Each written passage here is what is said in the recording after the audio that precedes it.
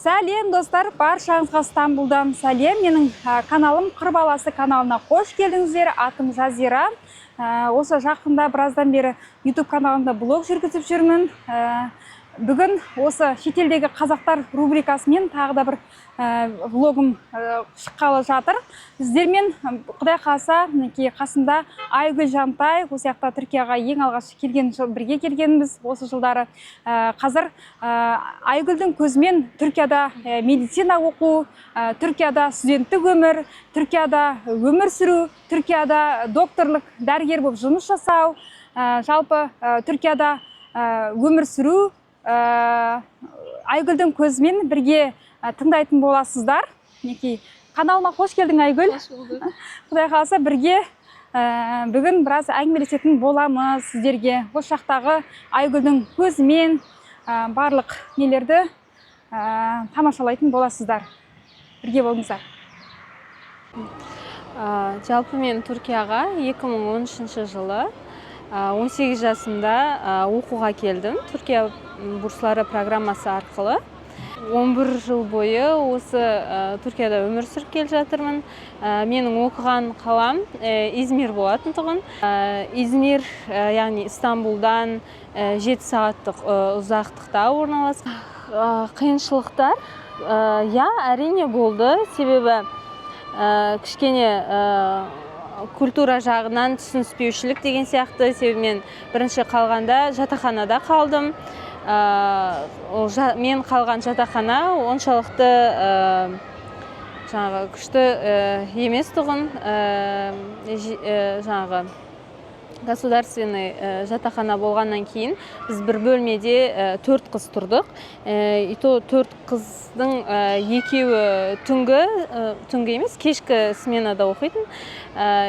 Қалған 2 қыз күндізгі сменада оқитын. Сондықтан біз таң сағат 7-де тұрғанда, олар таң сағат 7-де енді ұйқыға кететін тұғын. Және олар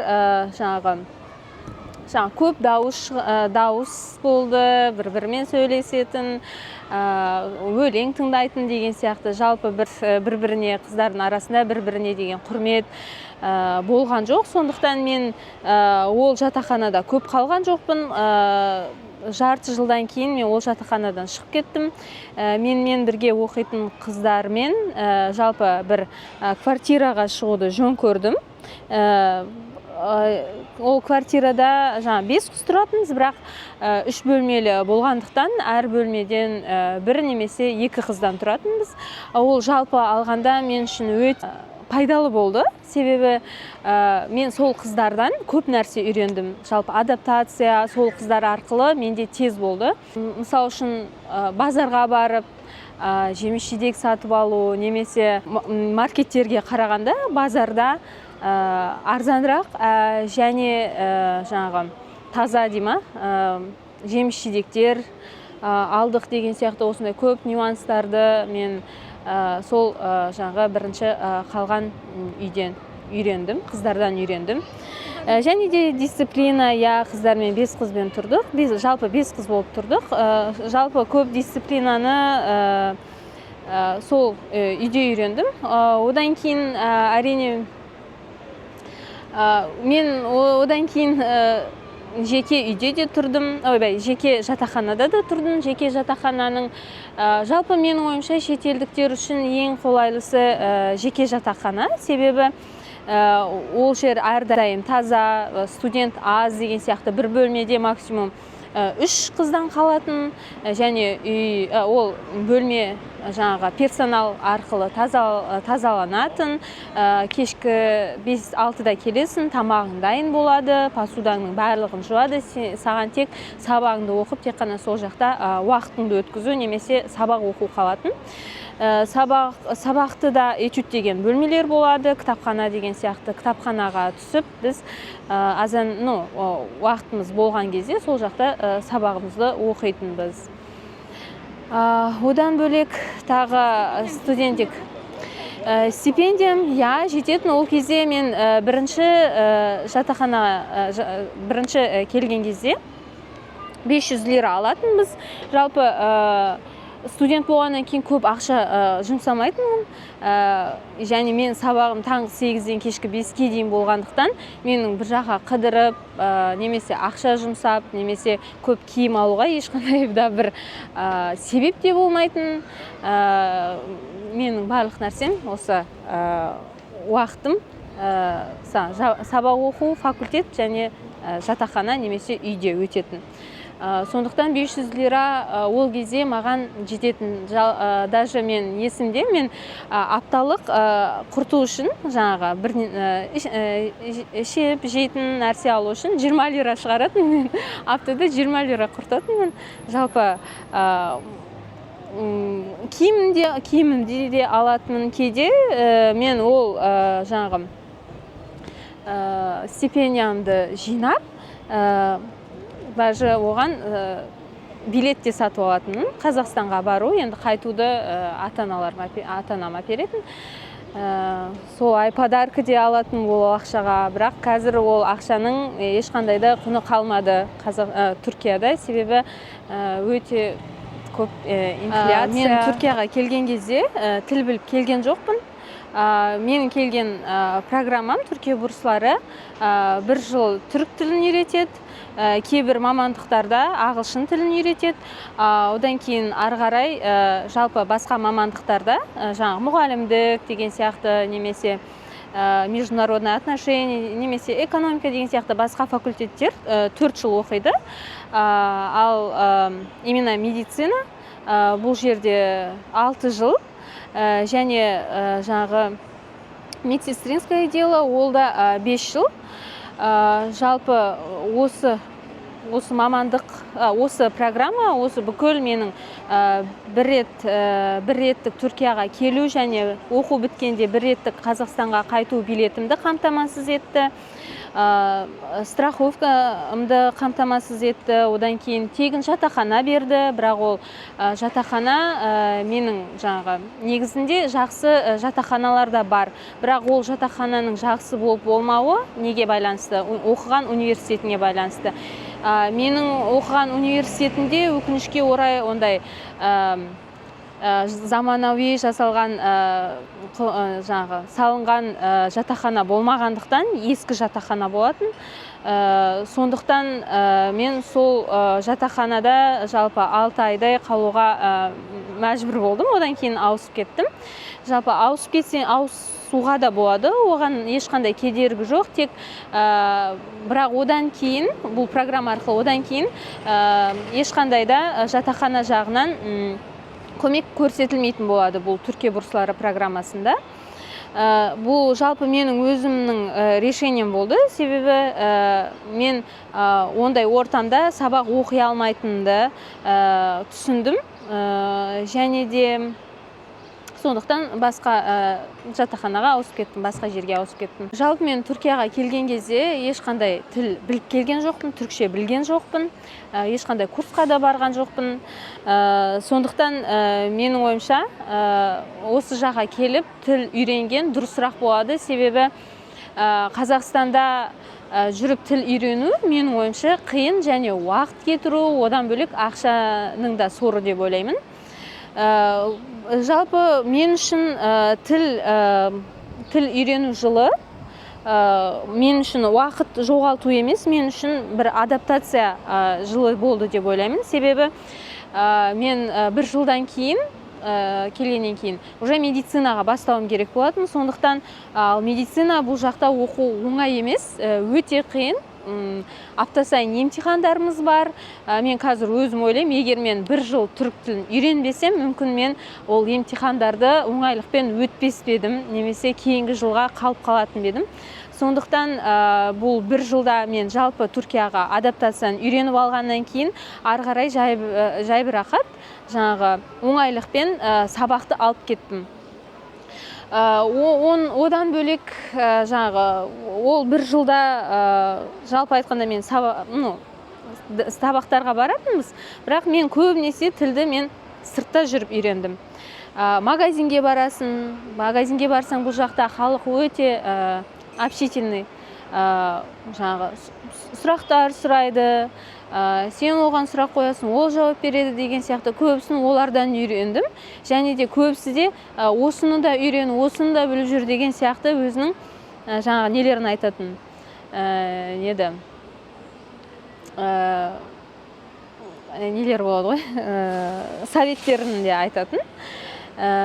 Сөйтіп жүріп бір жылда сонымен өтіп кетті. Одан қалса бұл Түркия бурслары программасы көптеген жаңағы гезилер дейді ғой, қыдыру программаларын ұйымдастыратын, көптеген жаңағы конференцияларға баратынбыз.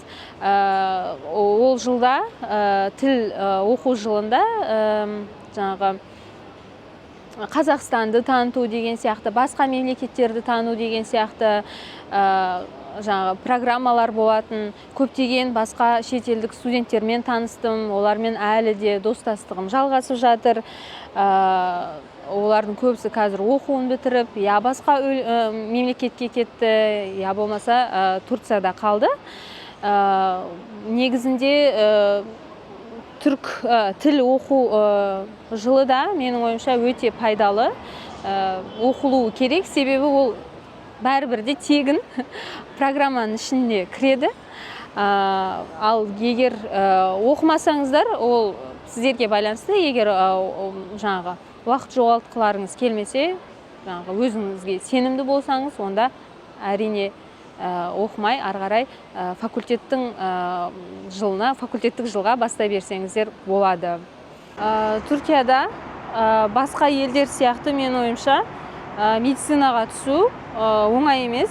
Ең алғыр жаңағы оқушылар, ең озат оқушылар бұл жақта медицина оқи алады, медицина оқуына түсе алады. Одан бөлек Түркияда жаңағы көптеген мектептер бар. Ең озық мектептердің студенттері, жаңағы оқушылары ғана негізінде медицинаға түсе алады. Мен оқыған университет жалпы медицина бойынша Түркияда 5-ке кіретін университет болды. Эге университеті Измир қаласында. Жалпы Измир қаласы да студенттер үшін мен ойымша Түркиядағы ең қолайлы және қазақстандықтар үшін ең қолайлы бір қала деп ойлаймын. Егер Түркияда оқуды ойлайтын болсаңыздар, мен сіздерге Стамбул емес, Анкара емес, Измирге келіңіздер деймін. Себебі Измирде теңіз де бар, ауа райы да өте.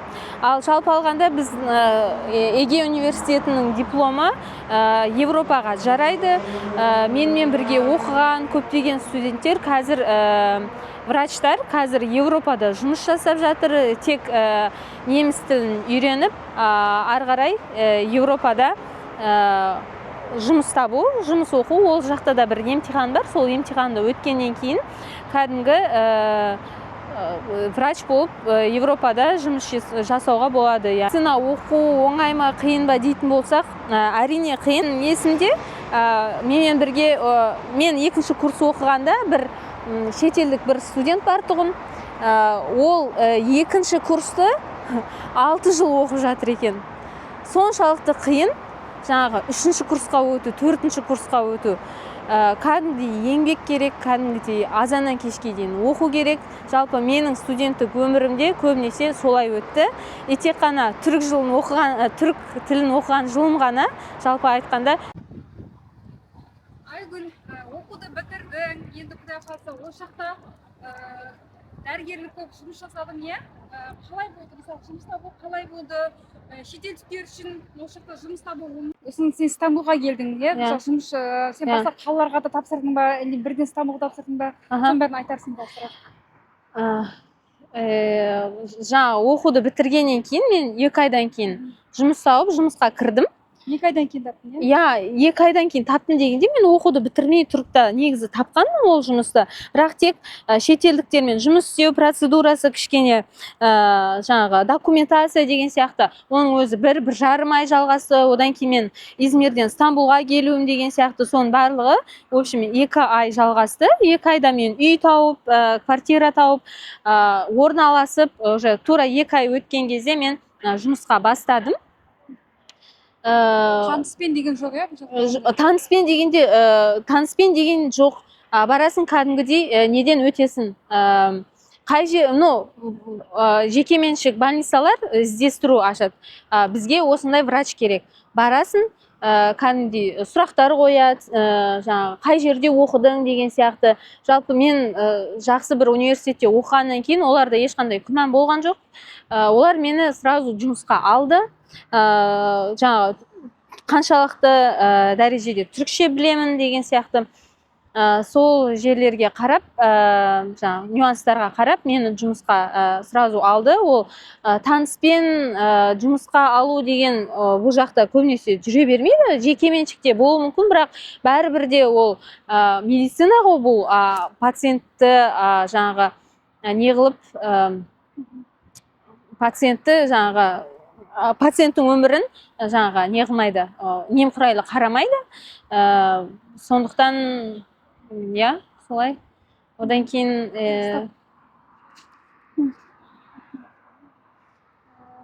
жалпы мысалға жұмыс жасаған кезде енді үлкен өмір басталды ғой, енді үлкен өмір басталды, студенттік өмір жоқ. Мысалы, ол жақта түріктердің арасында басқа шетелдіктер де болды ма жұмыс орнында? Шетелдіктер болды. Мен жұмыс жасаған жерде менің қазіргі жолдасым күйеуім именно трансплантация костного мозга сол бөлімде жұмыс жасады, ал мен именно химиотерапия бөлімінде жұмыс жасадым. Сол жерден таныстық біз. Ол өзі Қырғызстаннан туып өскен, бірақ тоже мен сияқты Түркияда медицина оқуын бітіріп, жаңа жұмысқа кірген.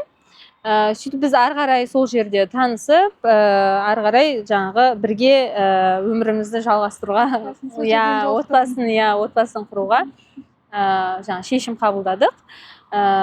Қазір бір баламыз бар. бір жарым жасқа келеді. Солай қазір әлі де жалғастырып жатыр жолдасым. Ол жұмыс орнында барлығы, кәдімгі семейні. Айлықтары қалай, мысалы, дәрігерлердің Түркияда? Жалпы алғанда өздері разы ма, мысалы, бұл жақта? Алдыңғы жылдары 2020 жылдары шығар, 2021 жылдары шығар. Сол кезде жаңа осы инфляция басталмай жатып, бір кездері жаңағы дәрігерлердің несі зарплатасы түсіп кеткен болатын. Сөйтіп барлық дәрігерлер кәдімгідей забастовка жаңағы неге шығып, көшеге шығып, жаңағы ақша көтеруін талап етті. Одан кейін барлық жерде, барлық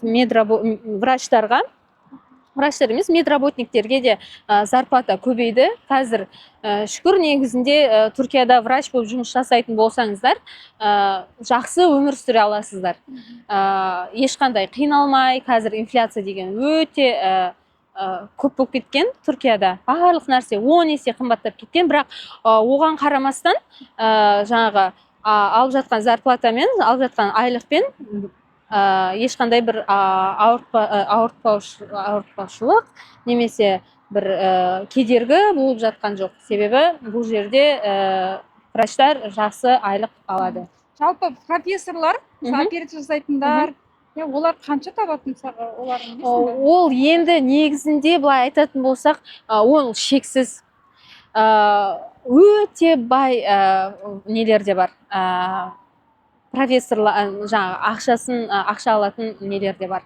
Жекеменшіктерде көбінесе олар зарплата алады. Негізінде $3000 басталады. Басталады. $3000 басталады. Одан қала сен не алатын болсаң, жаңағы дежурство ұстасаң, дежурствоға қалатын болсаң, дежурствоға да өте жақсы айлық төлейді. $200 жалпы алған кезде, даже одан да көп береді кейбір жерлерде. Ол күніне ма $200 деген? Иә, мысалы бір күн бойынша қалай айтсам болады, суббота воскресенье күні егер дежурство ұстайтын болса, ол 24 сағат болып саналады ғой. 24 сағатқа $200 жаңағы төлейтін болады. Бірақ енді күнде дежурство ұстай алмайсың ғой, үйіңе қайтуың керексің десе, максимум айда 15 дежурство ұстай алатын шығарсың. И оның өзі сол ақша маңында шығып қалады, $3000 маңында.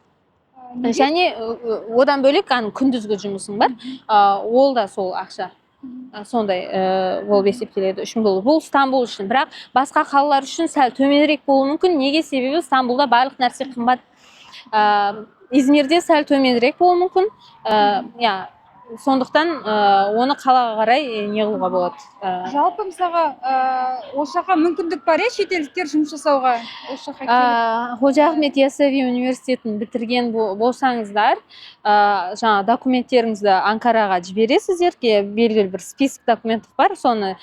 Содан кейін жаңа сіздің дипломыңыз осы жерде жарамды деген қағаз шығады, сол арқылы сіз жұмыс жасасаңыз болады. Сондай бар ма, сондай кісілер бар ма? Солай жұмыс жасап жатқандар көп, алдында көп сөйтіп келіп жүргендер болды. Олар жаңа жекеменшік больницада жұмыс жасауға болады, немесе айле хекиме дейді ғой, семейный врач болып та жұмыс жасаса болады. Бірақ оларда кішкене жұмыс табу қиынырақ болады. Неге? Себебі олардың түркшесі кішкене слабыйлау болады. Одан қалса Түркияда оқымағандықтан көбісі таңдай бермейді. Оларды кейінге, уже врач табылмай жатқан кезде оларды таңдайды. Бірақ неге врач табылмауы мүмкін бе бұл жақта? Себебі көбісі жекеменшікте емес, государственныйда жұмыс жасағысы келеді. Себебі государственныйда оның да өзінің көп нелері бар, пайдалары бар. Жалпы гражданин үшін азаматтығы барлар үшін, себебі страховка деген жатады ма, не дейді. Одан кейін тағы не? Оның өзінде плюстары бар, жалпы азамат. Мемлекеттік орындарда жұмыс жасағанды қалай? Олар түріктердің ең бірінші очередте олар мемлекеттік жерде жұмыс жасағысы келеді. Кейін енді зейнеткерлік уақытқа келген кезде зейнетақысы көбірек шығады да олардың. Себебі олар кейін де Түркияда қалып, ары қарай өмір бойы осы жақта қалуды көздеп келе жатқан адамдар болғандықтан, конечно, олар кейінгі жылдарында, кейінгі өмірлерінде қазірден ойланады. Неге мысалға түрік дәрігерлері көбінесе Европаға, оның ішінде Германияны таңдайды? Меніңше Германияда бұл культураға байланысты шығар. Сосын Германияда бүкіл барлық нәрсе құралмен жұмыс жасайды. Мысал үшін врачтар көп сағат жұмыс жасамау керек деген сияқты. Ал бұл жерде кейбір уақыттарда болады, обход 3-4 сағат жалғасып кетеді. Мысал үшін кешкі сағат 6-да қайтуымыз керек болады, бірақ біз 6-да қайтпаймыз, 7-де 8-де қайтамыз деген сияқты. Пациентті күтіп қаламыз, немесе пациент қатты ауыр халде болып қалады деген сияқты. Интенсивті терапияға ауыстыруымыз керек болады деген сияқты. Себебі сен пациентті білгеннен кейін барлық нәрсе сенің неңде, сенің сорымлығыңда, сенің жауапкершілігінде, сондықтан сен оны мен уақытым бітті деп тастап кете алмайсың. Бірақ Германияда да сондай, бірақ әр сағатын үшін ол бөлек ақша төленеді. Ал Түркияда ол қағаз жүзінде бар болса, іс жүзінде ол негізінде көбінесе жүзеге аспайды. Жалпы мысалы сен осы жақта, мысалы Стамбулда ең үлкен деген ауруханада жұмыс жасадың, мен жасаған больницада кәдімгі футболистер емделуге келеді. Арабтардың шейхтары, одан кейін актер, актрисалар көптеп келіп емделіп жататын больницада жұмыс жасадым. Қазақстандықтар келе ме? Қазақстандықтар келетін, бірақ өте қымбат болғандықтан көбінесе таңдамайтын жаңағы мен жұмыс жасаған больницаны. Көбінесе біздікілер жаңағы Медипол, Ачбадем, сосын медикал парк. Ачбадемнен де қымбат па сендердікі? Иә, Ачбадемнен де қымбат. Но жалпы алғанда Ачбадем бұлар шетелдік пациенттерді көп қабылдайды, бірақ именно мен жасаған больница ол жалпы Түркияның байларына арналған больница сияқты да, оларда именно осы жердің байларына арналған деп айтсам болады. Иә. Знаменитостьтеріне, кімдер деген министрлар да келетін. Саған бір қабылдау қанша тұрады? Бір қабылдау жалпы негізінде 10-12 мың лирадан басталады қазір. Доллармен бөлек па? Иә. Жалпы азаматтықтар үшін егер СГК бар болса, жаңағы страховка бар болса, белгілі бір процент скидка жасалынады.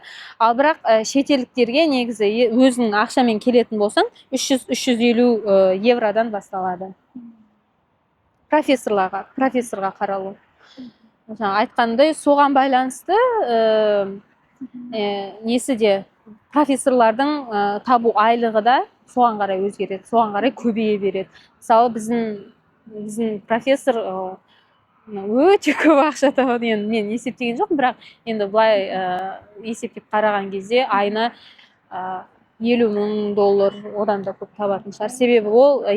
Себебі ол сол больницаның бір этажын өзі арендовать етеді, одан келсе пациенттерден түсетін ақша бар деген сияқты. Соның өзін жабатын болса, ето өзінің үстінен табатын ақшасы бар, жаңағы жұмыс жасайтын жаңағы нелері бар деген сияқты. Соған көппе.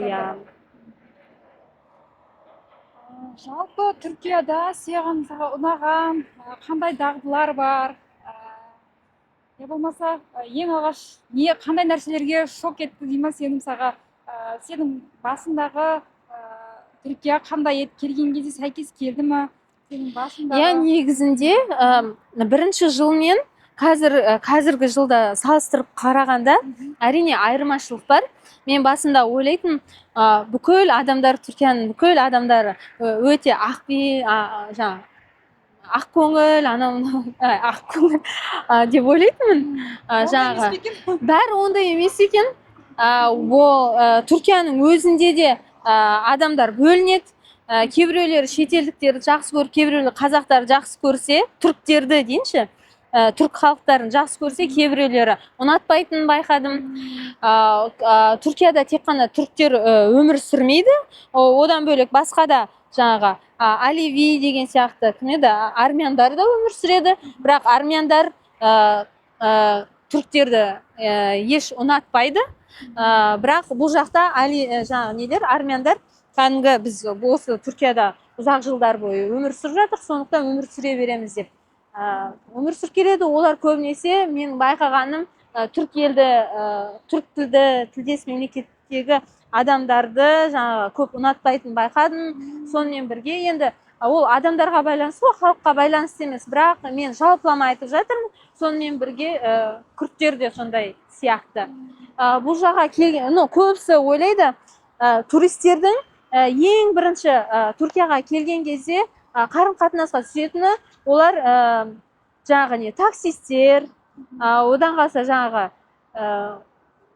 услуга сферасында жұмыс жасайтындар, солармен жаңағы контактқа түседі ең бірінші. Ал ол жақта жұмыс жасайтындар көбінесе сол күрттер немесе жаңағы бұл жақта романылар дейді ғой,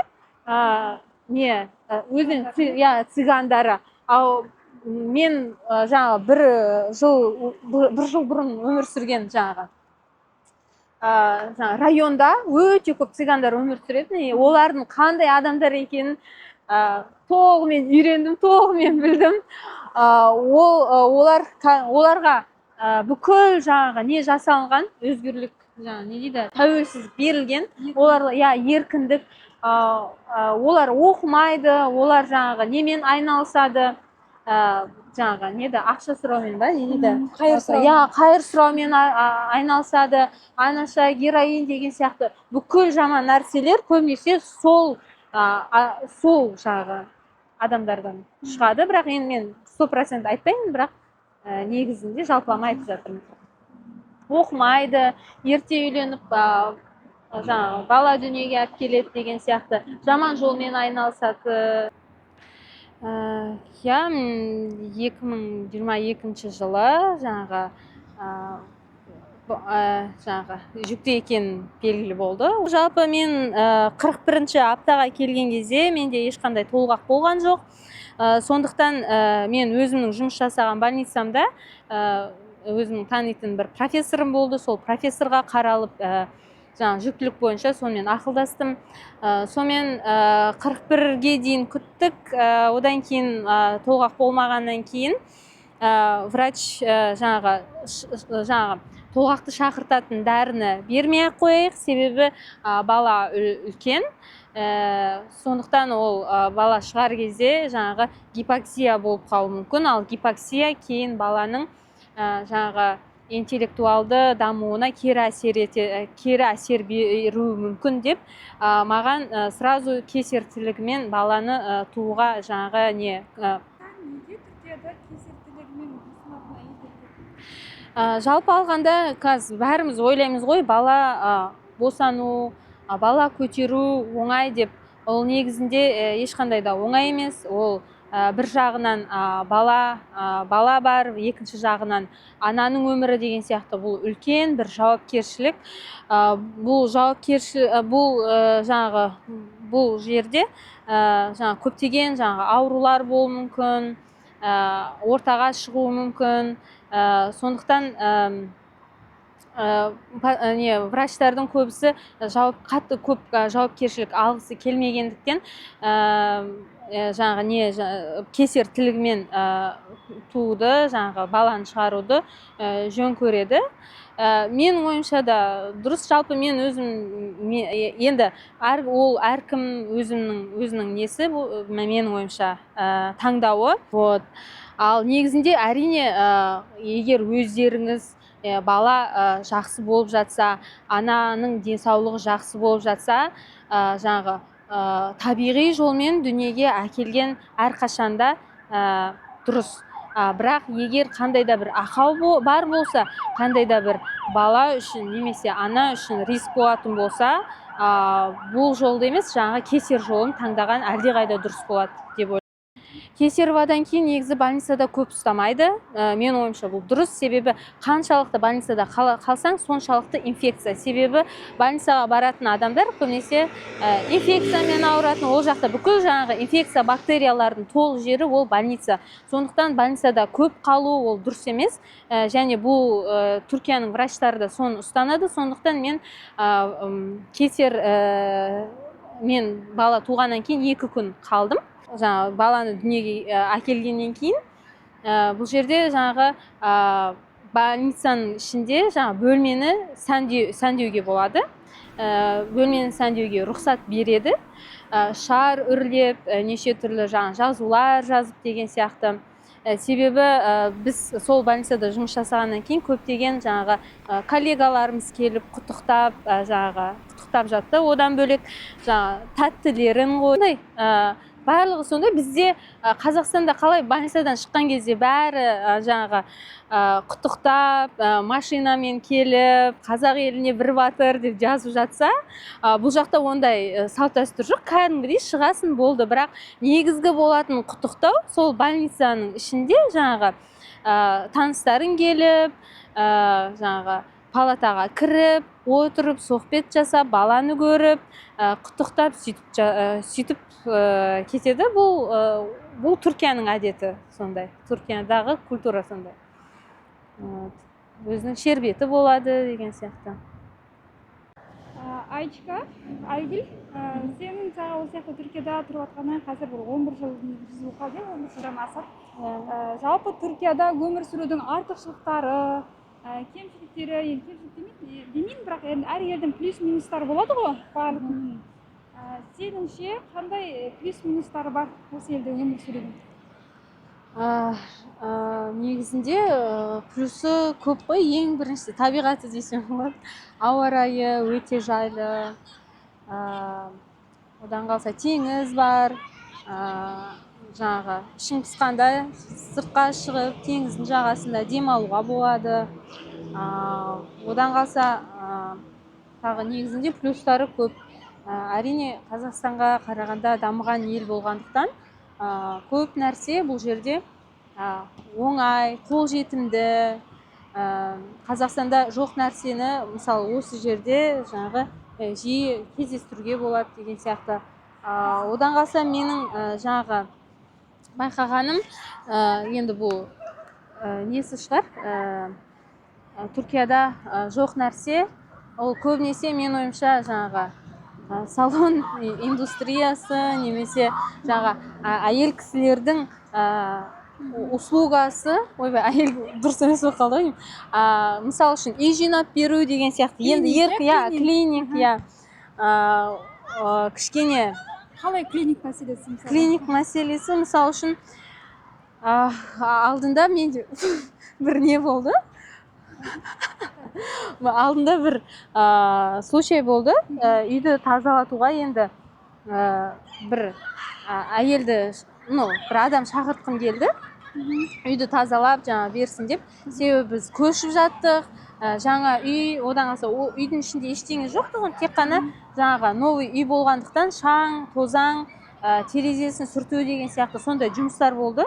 Үй 4 бөлме, бірақ соған бір кісіні шақыртайық дедік. Сөйтсек, ана кісі менің келетін жолымды да төлейсің, менің ешқандай жанымда жаңа пылесос та болмайды, ештеңе болмайды, бәрін өздеріңіз сатып аласыз, перчаткені де өздеріңіз сатып аласыз. Одан кейін мен бұл 4 бөлмені өзім бітіре алмаймын.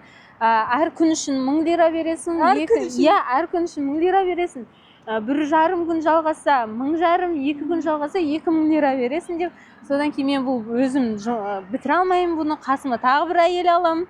Сонымен 2 кісі бұл жұмысты жасаймыз деп сөйткен соң, ойбай құрсын, біз өзіміз таза тұрған үй ғой, тек қана қолын сүртіп, терезесін сүртіп, оны өзіміз ақ жасаймыз деп, сөйтіп өзіміз жасадық. Бірақ енді Қазақстанда ондай емес қой, өздерінің жаңағы пылесосын алып келеді, каршермен несін, не дейді, бұхармен тазалайтын несі, бұхармен тазалайтын несімен, аппараттарымен үйді тазалап, жинап кететін. Даже шкафтың ішіндегі киімдерді, жаңағы холодильниктің ішін бәрін тазалап, сондай услуга жасайтын да. 2 адам ба, 3 адам ба, не емес, қойылған бір цена бар, сол цена бойынша жұмыс жасап кететін.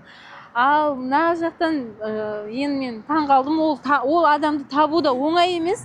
Одан қалса няня табу да оңай емес. Бұл жақта көбінесе жас үлкен апайлар келеді. И то ол тек қана сағат 8-ден кешкі 6-ға дейін баланы қарайды, кейде 10-нан бастап. И то үлкен кәдімгідей ақша, қазір 20 000 лирадан төмен жаңағы бала қарайтын адам таппайсың. Ал бізде көп қой ондай жаңағы услуга жасайтындар. Әйел адамдардың жасайтын жұмыстары жалпы табу жаңа Қазақстанда оңайырақ чем Түркияға қарағанда. Себебі бұл жақта мен байқағаным, әйел адамдар жұмыс жасағысы келмейді, болмаса күйеулері жұмыс жасатпайды. Байқағаныңыздай бұл жерде базарда киімді де сататын, іш киімді де сататын, жем-шидекті де сататын ер кісілер, әйелдер сатпайды. Одан кейін барып көшеде сыпырып тазалап жүретіндер де, олар да ер кісілер, тамақты да жасайтын ер кісілер.